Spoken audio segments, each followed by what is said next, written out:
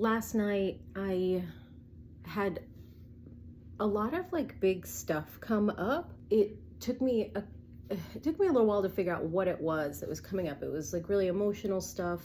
And it's like, it wasn't sadness, it wasn't anger. Like it touched on those things, but it wasn't like just that. And so the longer I sat with it, the more that I realized that it was grief, and then it was actually collective grief. And I think that we're kind of in this energetic space right now of feeling like things are really bad, and like, why are they getting worse, and like, what are we supposed to do, and kind of feeling this sort of, like trying to do this dance of, how do I take action, how do I do things to alleviate this feeling of helplessness, and then also really not knowing what to do. The things that we've been told we can do to initiate change actually are not working quick enough, or like they're not tangible enough for what it is that we need to kind of move this energy.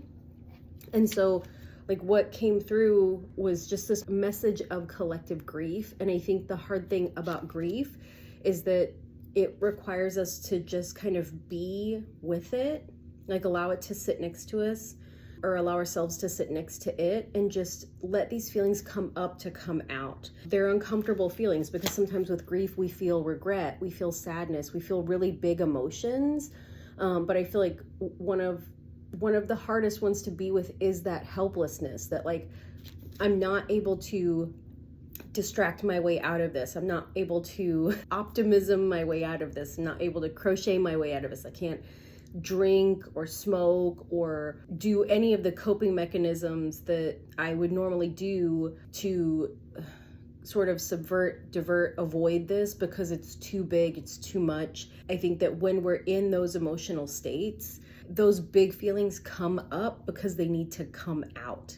And that's uncomfortable. And that's hard. And for the large majority of us, that is not our favorite thing to do, like allowing those feelings to come up, to come out, because we have things we need to do. But I wanted to come on here just to sort of validate, like if you're feeling that sort of like lost in the in-between, or feeling that sort of helplessness, that you know that you're not alone, that like I am absolutely in it too. I just want to let you know, if you're not someone that has allowed yourself to feel your feelings, or if you're not someone that's comfortable with letting it come out when the feelings come up, I just want to remind you that like, it's not going to overtake you. Like, you're not going to get stuck in the feelings. You're not, if you let yourself cry, you're not going to be crying for like 40 hours like in a row. Like, sometimes all we need to do is like sort of let ourselves like cry a little bit, and like it's, or like be angry a little bit, letting those things out as we need to. It almost reminds me of when you're like super, super hungry,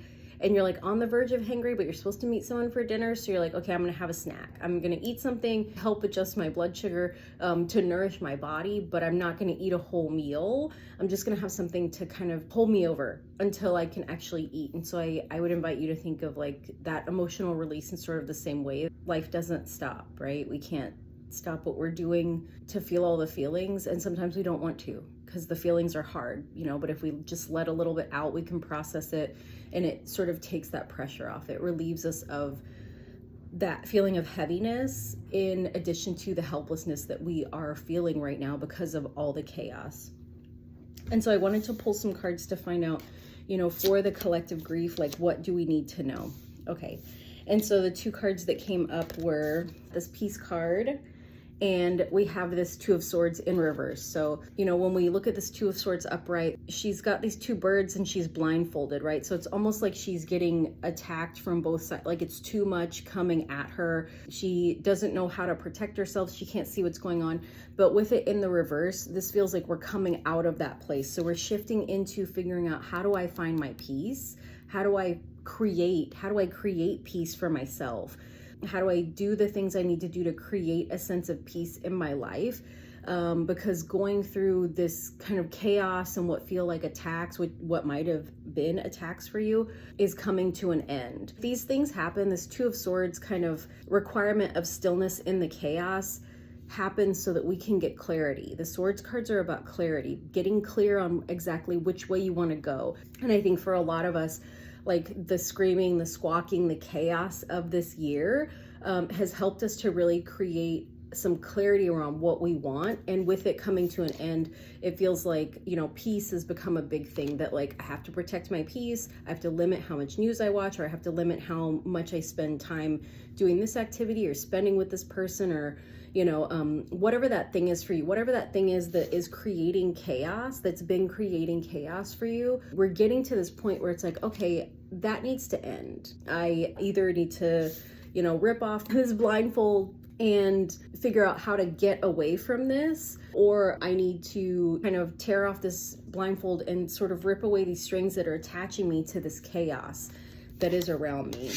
I want to pull some cards for clarity. What are you being encouraged to get clear on? Okay, so we've got the Hanged One, and so you're getting clear on what action you want to take, like what kind of inspired action, not action of necessarily like panicking to get away from, you know, those birds, but like really setting the intention of like, what action do I want to take? Opening yourself up to connections with other people, maybe just being a little bit more open-minded about, okay, you know, this person that's trying to start connection with me, am I open to this? Or like, what is it that I need to, I don't want to say get from this person, but like, what kind of information do I need? Like, what do I need to have a connection and still feel safe?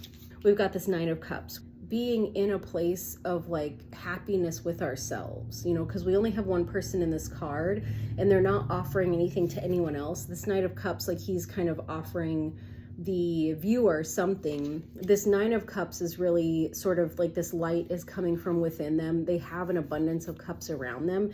Like you have everything that you need. It almost feels like with these two together, there might have been some kind of messaging in the past that like you were not complete without another person, that you couldn't do things alone. And for some of us that is romantic. For others of us that can be like the way that we're raised in a family, where like you can't go alone, you have to stay close to your family. Or, you know, I've always had a lot of friends around me and I don't know how to be by myself in the world. It feels like there's connection that's coming in the form of like community, in the form of people that are coming out of this chaotic energy, people that are focused on their peace. We're in this Pisces energy. Pisces is endings. There's going to be some big shifts of that energy from, gosh, it feels like the moments, like this pause of like the baby has been born, but it hasn't had its first cry yet. So it's like everybody's on edge. Like, is the baby okay? Is the baby breathing? Is the baby going to cry? Like we've gone through the birthing process. The baby has come out, but that sign of life, that kind of explosive sign of life, that fiery energy of Aries, like it hasn't happened yet. So we're in this in between. This Hanged person, like they're reaching for something new, but they're also balancing themselves, sort of holding themselves back. But at any moment, they could just let go of everything and kind of fall in. And I feel like this is the in-between that we're in right now. Like we're not ready to fall into the water. We haven't gotten to that like explosive energy of Aries season, but we're kind of contemplating, right? Like maybe do they want to fall in the water? Maybe they don't. Maybe they don't want to get wet. We can't see what's attached up here. Do they want to try to build some momentum so they can swing up, you know, and kind of climb their way up? Do they just want to hang out a little bit more? Maybe this feels really good on their back. I don't know. In this grieving, in this allowing yourself to feel the things that you're feeling, you are getting clarity and moving towards like what brings you peace. You're cutting ties with this kind of chaotic energy that's around you. You're getting really intentional about what the next steps are that you want to take. And you're also opening yourself up to meeting friends, meeting community, just meeting people that you have these really simple but sweet interactions with, knowing that like you have everything that you need and you have clarity on exactly what you don't want anymore, and that you get to decide when you do and don't take action to connect with others. I hope this message was helpful. I think the energy of this past weekend was really big and heavy and uncomfortable. And I just wanted to come on here and remind you that like it's not just you. Like it's not just you. I feel it too. And that we're gonna be okay. We have all the things that we need to make it through this time. So yeah, I hope that was helpful and I will see you later. Bye.